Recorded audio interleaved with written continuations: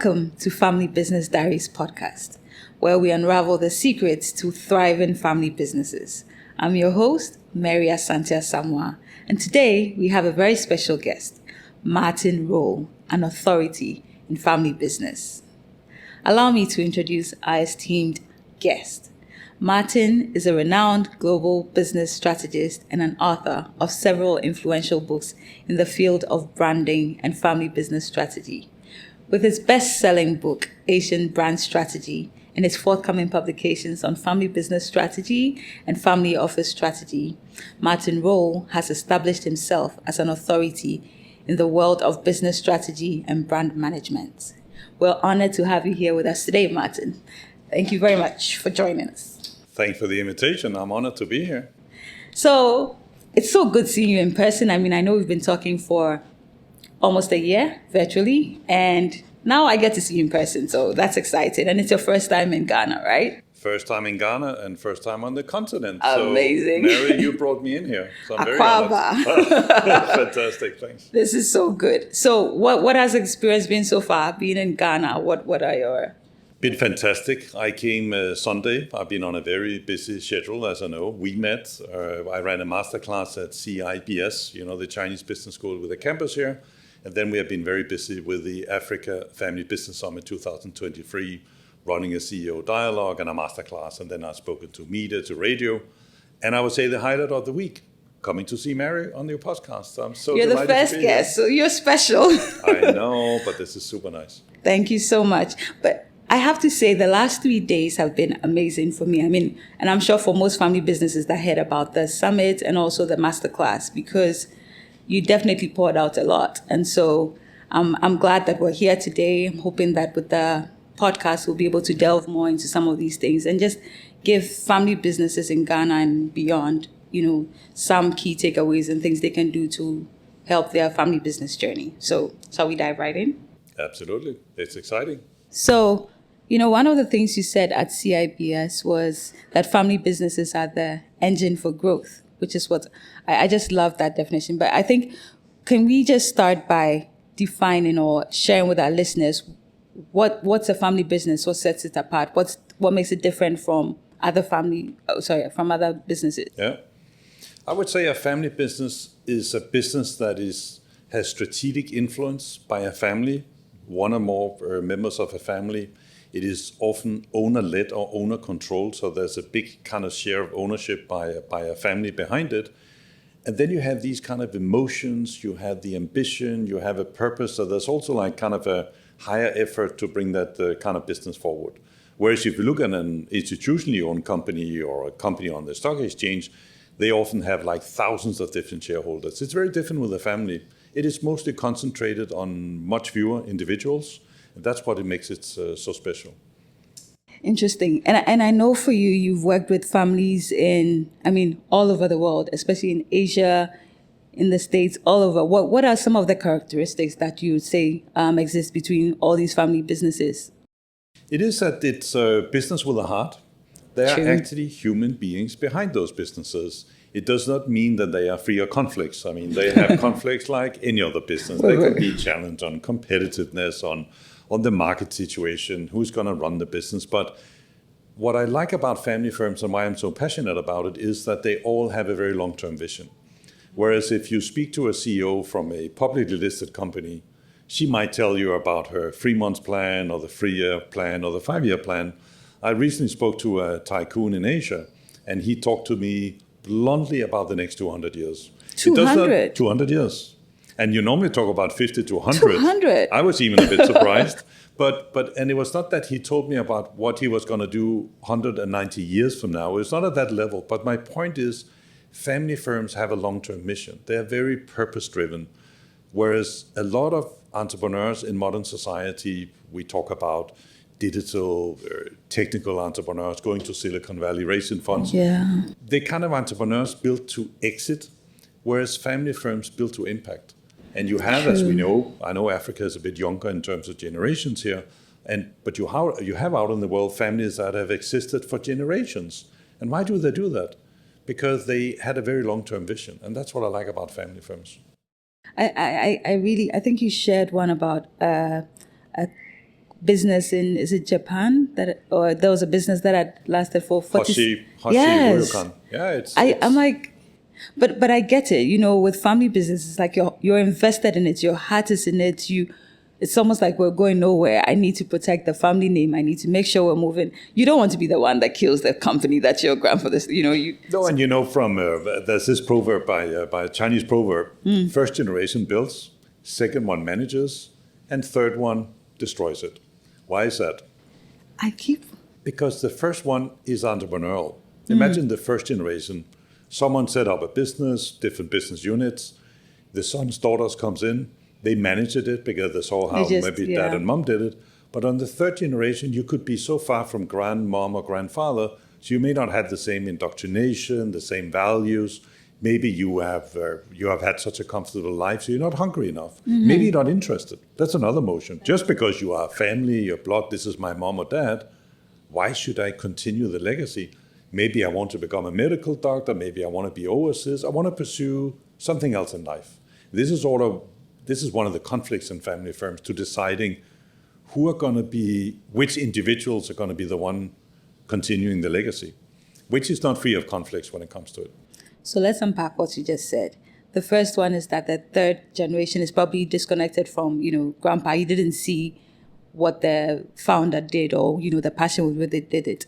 How can we, because if somebody's done it for 46 generations, then it means it's possible to just keep carrying on that vision. They've been able to pass it on. So what is it that they do that's different? Like, how can you make sure that the third generation, the fourth, are able to carry on that same vision? I think it essentially points down to stewardship. When you see the long-term family firms that have survived multi-generational legacies, it's because they really kept the stewardship up. And what is stewardship? It is to almost embed in your kids, educate your kids, instill your values, the legacy from the past, in order to educate them that you're only going to be stewards for a generation. And you're going to, first of all, do the best you can, but you're also going to pass on the legacy, the business or businesses, in a better state to the next generation. And imagine that pressure when you are from a 5th, 7th, 10th, 11th, 14th generation company. You look at all those beautiful portraits on the wall, which happen to be your great-great-grandmother. You don't want to be the generation that's going to do that. On the other hand, you're also going to be free to operate.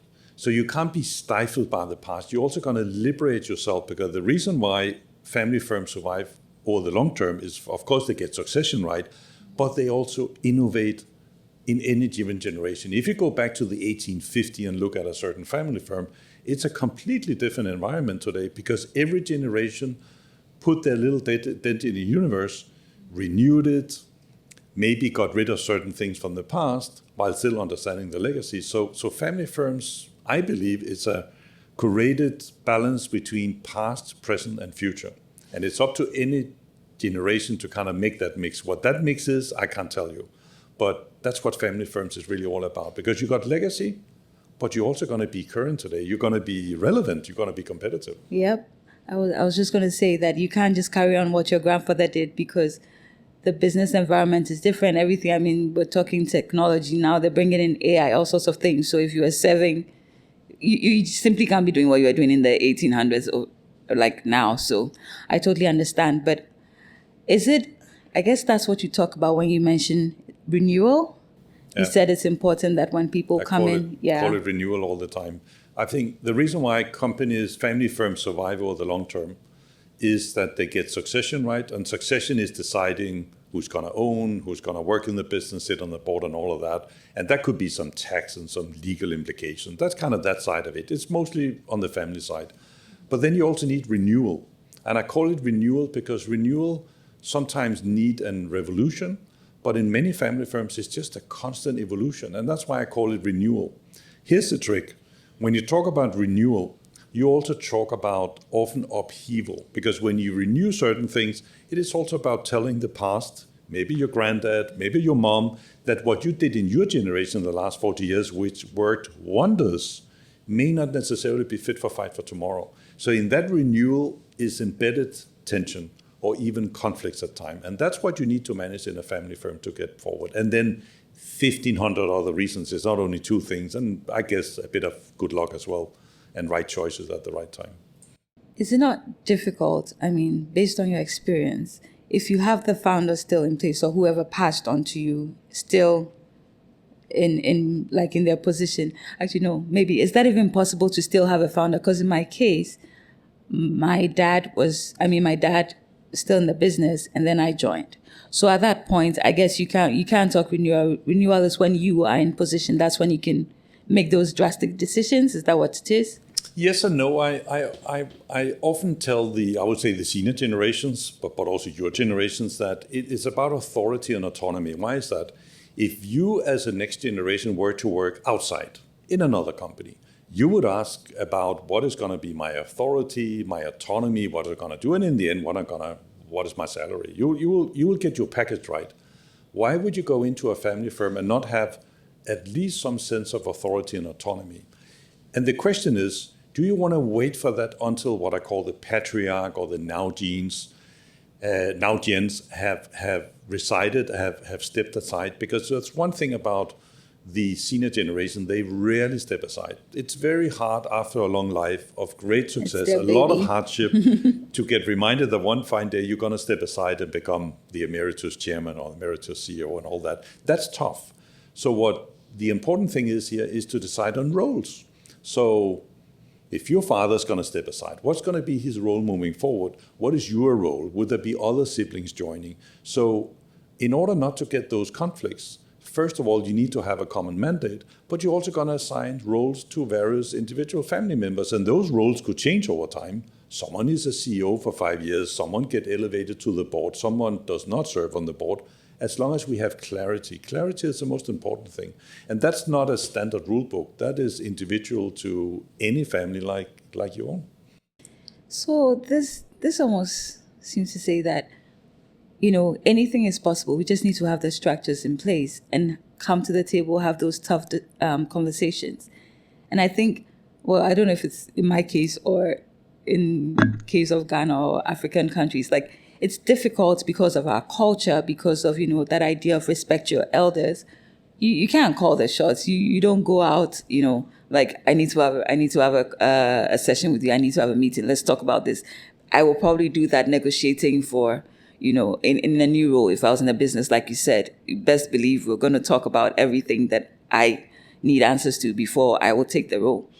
But I won't call my father to a table and say, okay, what authority do I have? What, if this is my job description as the general manager, for instance, then you need to almost like step aside when I'm doing my work. Like you won't do those things when it comes to your parents. And I think that's one of the issues maybe when it comes to African family businesses, that culture plays, or maybe it's everywhere, but culture plays a big part in how we relate. And that probably affects some of our issues, because a big thing for us is succession planning. It's almost like a no-go area. You can't go talk to your parents about TikTok. You need to move away because you're old, you need to retire. It's difficult to bring up such conversations. But maybe you should bring up that conversation. And I mean, culture gets in the way. Culture is a beast, but culture is also an enabler. Some of those issues about, we call it power distance, the respect for seniority, respect for your parents, respect for titles, respect for success,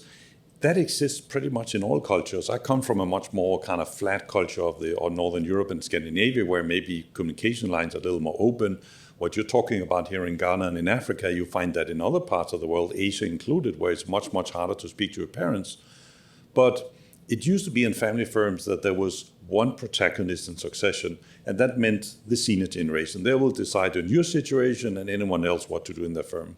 I think in modern life, and I'm a big advocate of that, and that's how I teach it, that's how I consult it, I think there has to be two protagonists. There has to be the ruling generation, but it also has to be the next gens, because it is a mutual conversation about what is of course, the current state of the business, where are we right now, but the next generation is sooner or later got to get the mandate to continue the legacy. So you're going to be part of the conversation. It also entails, first of all, are you capable, but are you motivated? Could you see yourself in this potentially for life? Do you have the same aspiration? Am I able to work hard to do it? Could I see myself taking on this project for a very long time? You rarely join back in the family firm for 2 to 5 years. Normally when you come back, people come back and face the aunties and the uncles and mom and dad to say, well, I got my MBA from overseas, I got some experience, now it's time to be part of the business. It's not a time limit, it's a life commitment. And that means, are you willing to do that, but are you also interested? I often tell my students, and I ask all of them, when you turn 60 years old, my students mean, I'm going to call you up for a conversation. And I'm not going to tell you about dad and your uncles and your siblings. I'm going to ask you one simple question. Was it meaningful? Was it worth the journey? It's too late to answer. I know it's hard to answer today, but it's an important, because life is more than just business. Life is about love. Life is about happiness. And most importantly, and I think your generation, I mean the next gens, it's very much about finding meaning. Am I doing something meaningful? Which, by the way, by and large, you can do in a family firm. A lot of family firms do very meaningful stuff.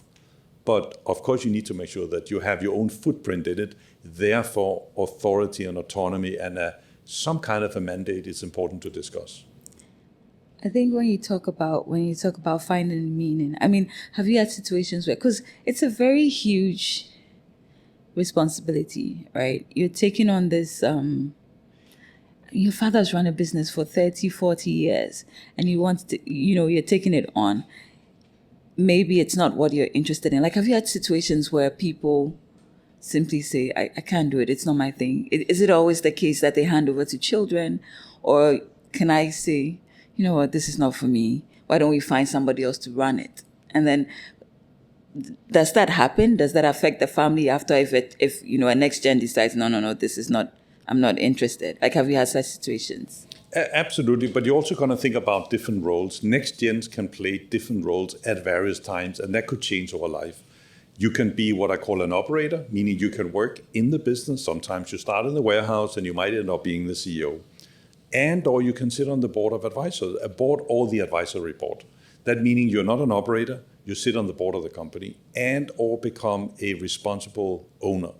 So, for example, if someone says, that industry doesn't make me tick, I cannot see myself having a lifelong full-time career on that, which could very well be, or I reside in another country, I'm not coming back to my country, which is often the case too. Yeah, but could you become an owner and could you become a board member? Board member doesn't mean that you are active every day, but you attend the board meetings and you provide, back to the point about stewardship, and then you maybe employ an outsider, or it happened to be another family member as a CEO in the business. So you can play different roles at different times. You could also serve for a couple of years as VP or CEO, and then you realize, long term, I don't see myself as being a full-time operator. I will then elevate myself to the board level and take care of the long-term stewardship and the legacy. So you should also see family business as kind of a chessboard, where you play over time and things are a little vibrant, a little fluid, and therefore not getting too stuck into, this is what I'm going to do for 40 years. Back to that, I saw your objection maybe to meaning. How do I know about the meaning? Nobody knows. You're just going to do a great job moving forward, bearing in mind that you can play wonderful different roles over time in the same family firm. Interesting.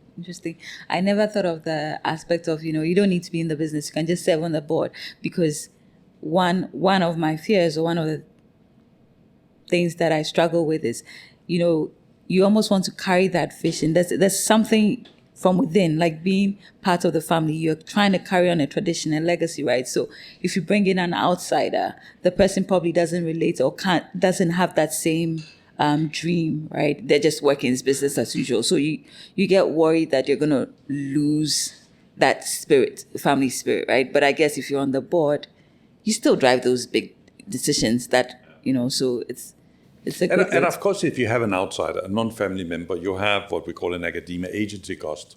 So you're going to have some checks and balances, because if you have a non-family member, funny things can happen. You're literally employing someone else to act on your behalf. You're going to trust that professional leader is doing a better job than you do, and you better put some checks and balances in place. History book is full of that, but there are also great examples. I use the example of Lego, which is now running on the second external professional CEO, and it has been just a big blessing for the Lego family, because these two CEOs have done magic for Lego. So you don't necessarily, as a family member, You don't have to be part of the management team. You can serve very meaningful roles on the board and in the much more kind of higher powers of ownership and stewardship. And that can be a very meaningful role, while you sometimes have a career outside, or you pursue some other things in life as well. So you take a bit of that kind of burden away, because let's face it, if you're going to go in and you're going to be full-time in a family firm, in whatever capacity and role, you're going to be motivated. You're going to be energized. You're going to be ready to serve, ready to rock, ready to change, because otherwise life is too short for that. Again, back to my point, is it going to be meaningful? True. Things I hear: trust, checks, balances. And I think that cuts across whether it's me working with my father, he should trust me enough to know that, well, if you put me in that position, it means I'm capable of doing. I guess for some people, they feel entitled and think, just because I'm the boss's daughter, I'm just next in line. But you have to make sure you work for it. And then there's trust bits where once you've given me that role, you trust that I can do the job, etc. Same way if you bring in an external person, you trust that the person can do the job. So trust is key. And then checks and balances on either side. For me, you need to make sure that there are checks and balances so I don't go overboard with stuff, right? I need to be checked by somebody. And it's the same way if you have the external person, trust them to do their job, but still have checks and balances. So that's good information. Thank you. Thank you. Welcome. But you also want to be validated, because somehow you don't want to be the owner's daughter or the owner's son, because you have the right, the obligation to pursue your own life and your own career. It happened to be for any next generation that their parents own one or more businesses, sometimes in the first generation, sometimes with a very long legacy behind it. You don't want to be the owner's son and be that privileged. Just because you're the son, you get the CEO job, you get certain privileges. If you're going to be, in particular, when you're involved in the business, you want to be verified that you are actually fit for the job. You're fit for purpose. You might even be validated against some internal candidates and a couple of external candidates. So if you finally may become the CEO one fine day, you know that you are fit for fight. You are fit for purpose. You are the best talent we can get for money, not because you're the daughter. Being a daughter or the son comes with a certain understanding of the values, and you have a different perspective. You happen to maybe be an owner. Fair enough.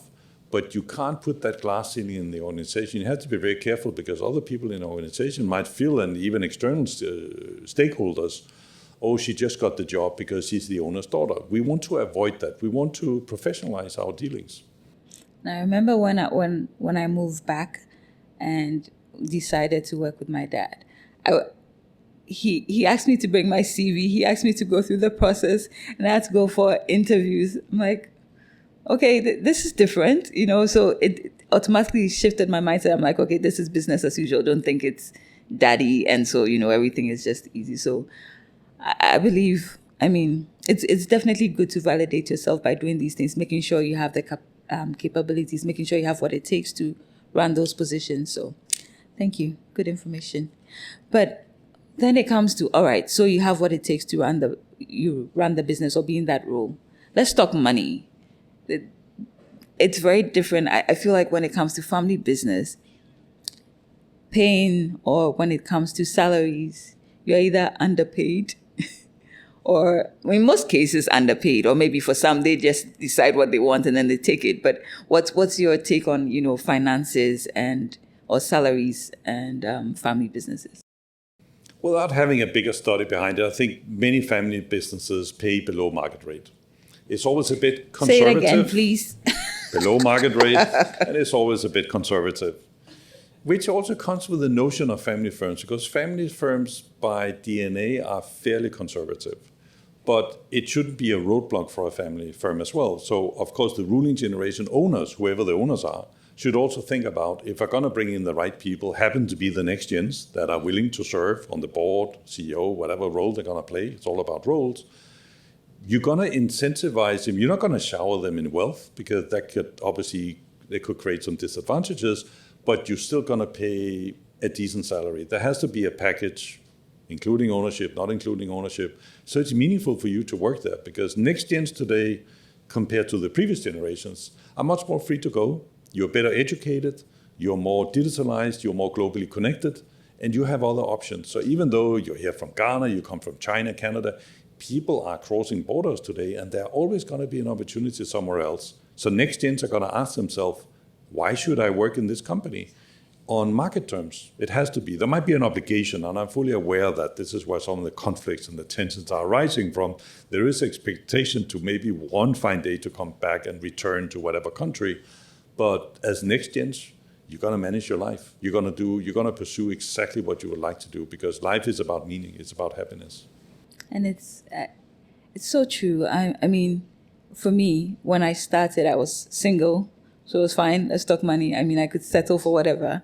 And then you get married, and then you have children. So you have needs. I mean, the things, you basically set up your own family. You need to make sure that you start thinking of their, what works for them. You want to make sure they have good education. You want all these things. So you start looking at the financial side of things. Yes, I'm in the business because I want to see it succeed. I want to see us thrive. I want to keep the legacy, right? But then I have needs. So we have to make sure that to keep those next gens in there. I mean, if you've decided to stay, then definitely are in there. But I definitely agree with you that we should be rewarded for, the work that we do. Oh, and of course, as family members, don't forget. I mean, of course, you have your package. You got your salary, bonus, or allowances, all of that. And of course, there's also the ownership side and the dividend side. And of course, for a family or long term, the real upside and the real fun, of course, relies in the ownership stake, participating in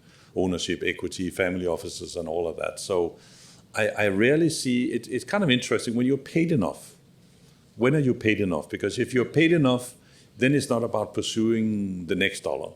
Then it's about pursuing your life mission. So that's why I think tick that box, get that off the table, fix it, and then move on. Because what you built here is long-term value. It's not about whether you increase your salary in a year or two. I'm hearing you. You need to have a proper life, and you have needs with house and kids and family. All next gens would have that sooner or later. But for me, it's about a much more long-term purpose. And that's why, because family businesses have this kind of long-term mission, right? It's not about the overnight result or the quarterly result. It is, because you need to be competitive. But the real thing is a long-term legacy. Yep, here to stay. So true. You mentioned something. I want to go back to that. Family office. It's a popular word. We keep hearing that a lot. Family office, Can you tell us more about the family office? Because when I think family office, or at least the first time I came across it, I thought, okay, these are the big tycoons that, have made millions and need somebody to, just manage the wealth. So can you tell us more about family offices? Yeah. A family office is a custodian of the long term.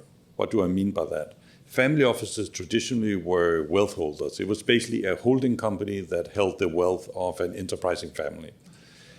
The way I see it, it's much more than that. Of course, it holds ownership stakes, it holds securities, it holds assets, but it also holds, for example, the Next Gen Academy. But most importantly, it upholds family unity. It caretakes the values of the enterprising family, because under the family office, you might have one or more business units, which is where you started or someone started one day. What you do in the family office, you use it as stewardship. So instead of, for example, shuffling ownership stakes at the business unit level, you do it within the family at the family office level. So what the family office does, it kind of holds that 100-year mission that we talked about.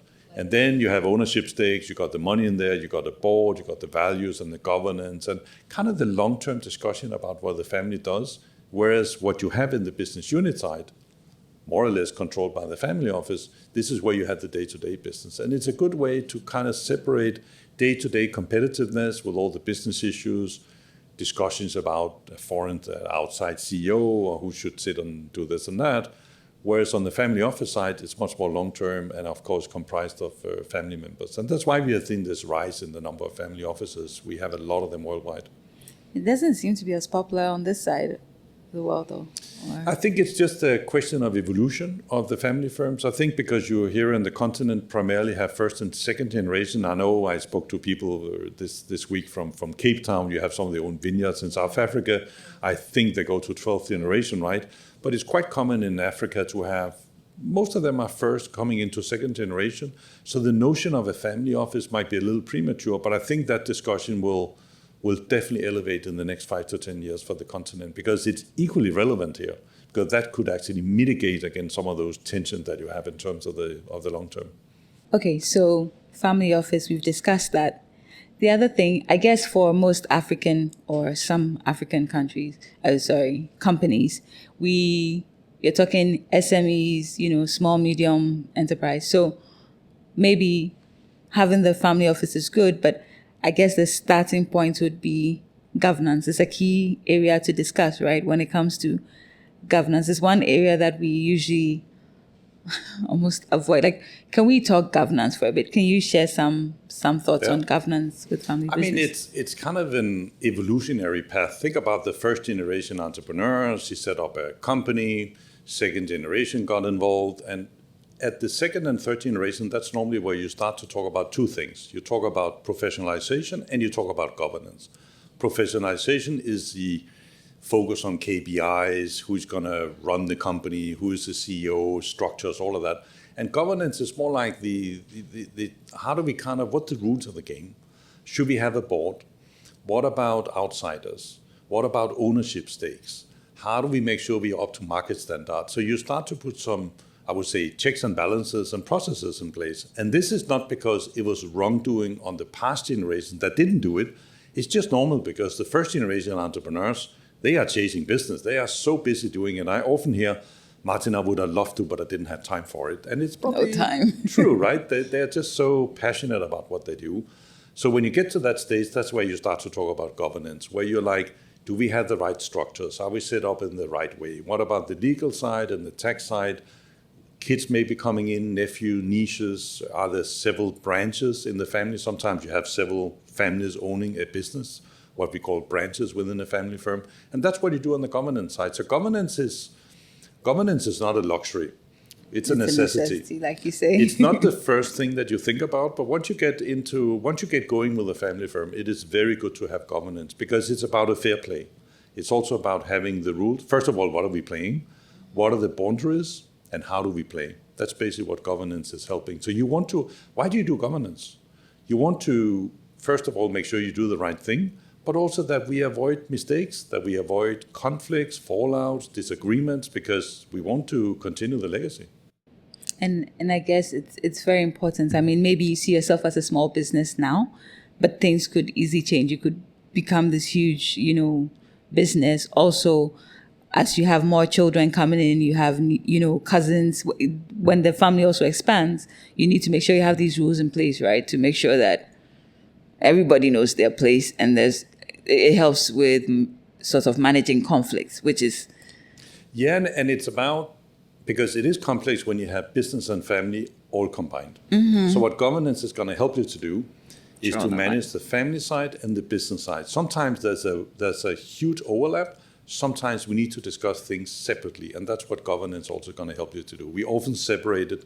I have a model where I have like all the family stuff on the left-hand side. You have what we call a family assembly. You might have a family council, what we call family constitution, which is a bit like the bylaws. How do we operate as a family? What do we believe in? What is our value? What is our hunger? What is our legacy? And then you have the business side, where you have the shareholders meeting. You might have a board of directors. You might have a chair, internally or external. And then you have the operating businesses. And you see there can be a wide overlap between the two, but that's why we separate it in governance. And if you want to do it very simple, on the left-hand side, you got the family stuff. And on the right-hand side, you got the business stuff. That is basically what governance tries to tell you. So everyone in the family, and for that matter, outside the family, knows how we operate and what's the rules of the game. If we have rules, at least we can discuss the way forward. So it's not enough to just sit at the dining table and talk for 5 minutes and say, okay, board meeting over. It often leads to a bit of tension there. But that's how it starts. I mean, conversation, the trigger point for successful families are communication. And communication, you alluded to cultures. You got vivid cultures here in Africa, but we got that everywhere. Communication is key because when we communicate, at least we can agree that we disagree. I often hear it from people, Martin, we have conflicts at home. I have a tension with my mother. Yeah, but as long as you communicate, you can move the needle forward. And tension sometimes is even good in families because don't look for harmony. It rarely exists because we're all entrepreneurs. We all want to move forward. So that little tension is also what I call the burning flame. But at a certain point of time, you're going to lift it out from the kitchen table and you're going to professionalize it a little more. Not that you need to have a board like a Fortune 100 company, but try to mirror some of the international best practices because it's a much more even playing field. Also bearing in mind, if you're going to bring your kids in, why would your kids work in your business? You're going to present to them a business which is fairly transparent, has an equal playing field, and where they could potentially see themselves for hopefully many years to come. Okay. So, but communicate without the emotions. Don't just be emotional and be, talking. You're supposed to go factual and have your things in place. Because usually when I go in, maybe I'm upset and I just want to talk. You can't get the message across most of the time. So it's important to communicate, but clearly putting the emotions aside, right? Sometimes you keep the emotions aside, but don't forget that you are a family firm, because one thing that characterizes family businesses from, I would say, institutionally owned firms is that you have emotions. You are business with a heart. When you have a heart and a ticking heart, you've got emotions. And emotions, sometimes I think it's a driving fuel. That's why this is where the passion lies. This is where the long-term commitment lies. So don't sanitize yourself of your personality and your differences and all that, because that's what makes up a business family. So it's a balance. Okay. All right. Well, we've talked, I think we've done a 360. We've talked about different things about family business. So this is good. Looking forward to your book. Two books. Two. Yes. The business strategy. Family business strategy and the family office strategy, hopefully by end of 2023, if not early 2024. But then I also have a lot of writing on my website. I write a lot of articles and cases. So absolutely. It's a very vivid field. You're very active on LinkedIn. You have to be. People need to check you out. All right. So just to wrap up, I would like you to give us a quote or word of advice. For think Ghanaian, think African family businesses, is that if there's one advice you'd want to give or a quote you want to leave us with, what would it be? Build the next legacy for Africa. You came to here on your journey, which is for some have been a rocky path, but Africa has so much potential. You got all the minerals, you got a lot of land, you got a lot of people, you got a lot of projects to solve. And I think private enterprise and family businesses are the solution to some of the challenges, but I'm traveling from here with a lot of opportunities in mind. And I think family firms are the catalyst for the future of Africa. That's why you need the family firms. And some of them, as you rightly said, may be at this juncture SMEs and might not even think that they are kind of worthy with a seat at the table. But if you add it all up, someone said yesterday, an economy is all the family businesses added up, which is true. It's around 85% of the economy also in Africa. So it's very, very important. So maybe a quote from Johan Andresen.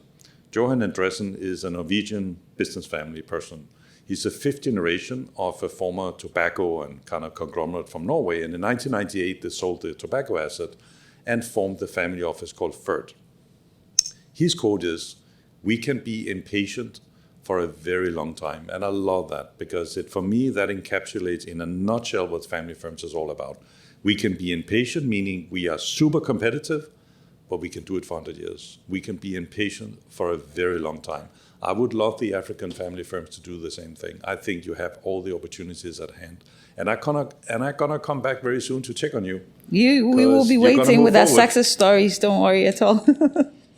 All right. So thank you so much for sharing your valuable insights. It's been amazing. You've touched on everything. I believe our listeners are grateful for this. So I'm hoping that we will have the pleasure of having you back here, or at least do this, have people come out, have family businesses reach out to you, and, maybe you can help with coaching and stuff, because I'm positive that we have a lot to offer in Ghana, and it's important that as family businesses, we come together, create this community, and, just make a difference. It's time to change the narrative, isn't it? We can't always continue like this. So to our audience, I hope you learned a thing or two. Thank you for watching this episode of Family Business Diaries. Thank you, Martin, for being on. See you on the next episode.